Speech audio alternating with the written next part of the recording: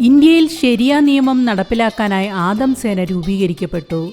ഇതനുസരിച്ച് ഇവർ സ്ത്രീകൾ അപ്പിക്കുപ്പായം ഇട്ടിട്ടുണ്ടോ, കണ്ണുകളല്ലാതെ സ്ത്രീ ശരീരത്തിൽ മറ്റെന്തെങ്കിലും പുറത്തു കാണുന്നുണ്ടോ, സ്ത്രീകൾ അന്യ പുരുഷന്മാരോട് സംസാരിക്കുന്നു, ഇതൊക്കെ നോക്കി നടക്കും. എന്നിട്ട് ഇവർ തന്നെ പരസ്യമായി സ്ത്രീകളെ തല്ലിച്ചതയ്ക്കുന്നു.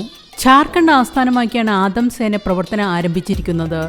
ഇവർ ഇത്തരം അക്രമ പ്രവർത്തനങ്ങൾ നടത്താനായി യുവാക്കളെയാണ് ഇതിലേക്ക് റിക്രൂട്ട് ചെയ്തിരിക്കുന്നത്. ഇസ്ലാമിക നിയമം രാജ്യത്തിന്റെ മറ്റു ഭാഗങ്ങളിലേക്ക് വ്യാപിപ്പിക്കുകയും സ്ത്രീകളെ ഇതനുസരിച്ച് മെരുക്കിയെടുക്കുകയുമാണ് ഇവരുടെ ആദ്യഘട്ട പ്രവർത്തനം. ഏതാണ്ട് താലിബാൻ രീതിയിലുള്ള ഒരു പ്രവർത്തനമാണ് ഇവർ ഇന്ത്യയിൽ നടപ്പിൽ വരുത്താൻ ഉദ്ദേശിക്കുന്നത്. നിക്കാബ് ഇടാത്തതിന് ഇവർ ഭീഷണിപ്പെടുത്തുന്നു എന്ന് പറഞ്ഞ് സ്ത്രീകൾ ഇതിനോടകം പോലീസിൽ പരാതി നൽകുകയുമുണ്ടായി.